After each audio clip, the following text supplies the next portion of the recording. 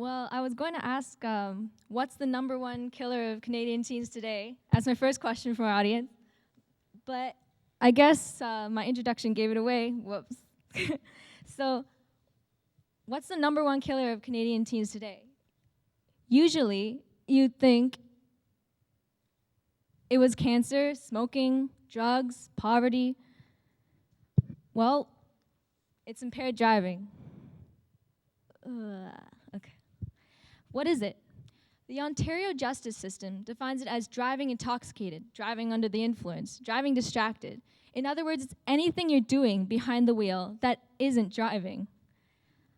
Every day, 4 Canadians are killed from impaired driving, 177 injured. And what's crazy is that we do it. Teenagers trying to fit in, teenagers stressing over that English commentary tomorrow, or a week from now, knowing your IB, and teenagers making one dumb choice that will affect the rest of their lives. I'd like to start off by telling you a story. There's a guy from Northern Ontario that I met at an OSAID conference, that's Ontario Students Against Impaired Driving. It's an organization, and I had the honor of being the Toronto representative at that conference. And I met a guy who said to me, his high school, every day, his yearbook committee sits down every September and asks, how many pages in the yearbook are we saving for memorials for student deaths from impaired driving this year? They predict the number of student deaths that will occur that year in impaired driving crashes. Last year, 15. They saved 15 pages for student memorials. How many students can you fit on 15 pages in the yearbook? But why am I talking to you about this issue? Why am I targeting youth? IB kids, it's not high-level chemistry. Good habits are formed when we're young. What's great about us is that we're mature enough to understand these issues, but young enough and moldable enough to change our actions for positive change. This stage in our lives is when the consciousness of driving habits are built and the foundations of what will determine our discretion in making good choices in the future will be developed. I'm sure all of you know that because we're on our way to getting our G1s and G2s probably this summer, or if you haven't had already. But obviously, we don't exactly have much of it.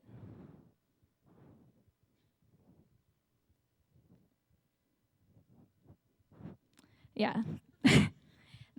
An example of teenage judgment. Hence, impaired driving becomes the number one killer of Canadian teens. Like, we also tend to think we're untouchable, like we'll never die.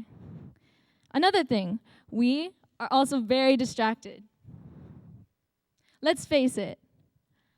We're doing our homework, we've got Nutella on the side, we're watching YouTube, we're playing video games, we're texting, we're watching videos, we're video calling, we're tweeting about watching videos and video calling.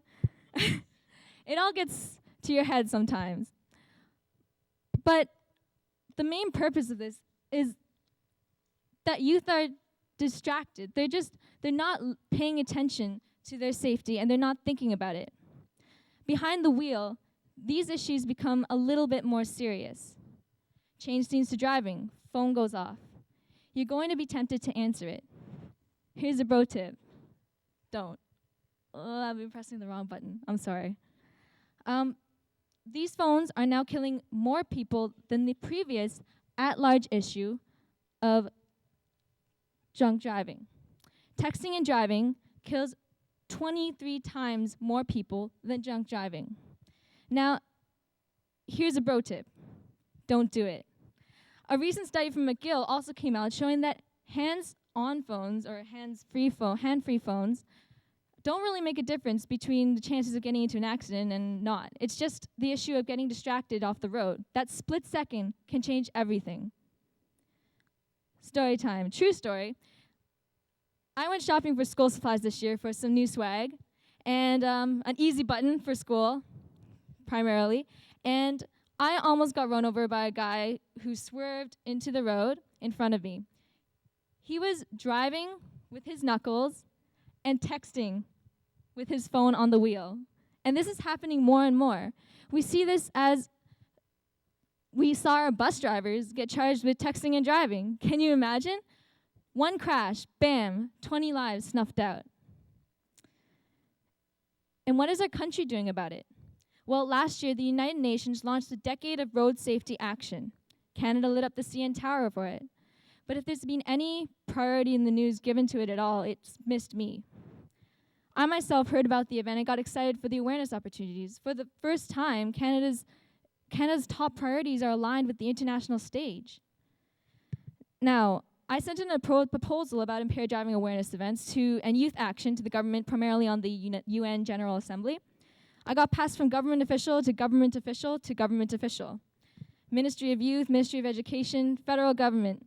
No replies on my proposal, but I did get a sponsorship from the Justice Department of Canada and Ontario Speak Up. But that's when I realized I'm taking the wrong approach. The government can offer money, but it can't offer the action it needed to solve this issue. Take a look at this. Poverty, issue of money. World hunger, issue of money. Cancer research requires money. Money, money, money, money, money. That's what we all need. Now, these are the current at-large issues of the world. This can solve many things. But the solution to impaired driving is a little bit more complex because it has to do with our mindset. If the government has the power to make laws, will we really follow them? Government funding can cushion funeral costs, but it can't put together that broken family. It can't fill that empty place at the table. Because only we have the power to stop this crime. It's up to us to make good choices. In this way, impaired driving is the easiest and the hardest problem to solve. So what do? Well, we tend to know all of it already. We just have to turn our minds to it. I think we know the drill for drunk driving. Make sure you get a designated driver, call a cab, tell your friends. That's important. The peer-to-peer method of telling your friends and spreading the word of ear, it's primary to solving the issue of impaired driving. We don't listen to our parents, we don't listen to adults, but we will listen to our friends. And as for texting and driving, turn off your cell and put it in the back seat so that you don't get tempted to answer it. It's much the same as if you were taking the driver's keys if they're drunk and they're getting behind the wheel. So I hope that I touched you in some way during this presentation on impaired driving, which is often, unfortunately, a forgotten issue in our community and is only now, recently, starting to get recognized. So don't drive impaired. You can either get behind the wheel or be under it. It's really your choice. Thank you.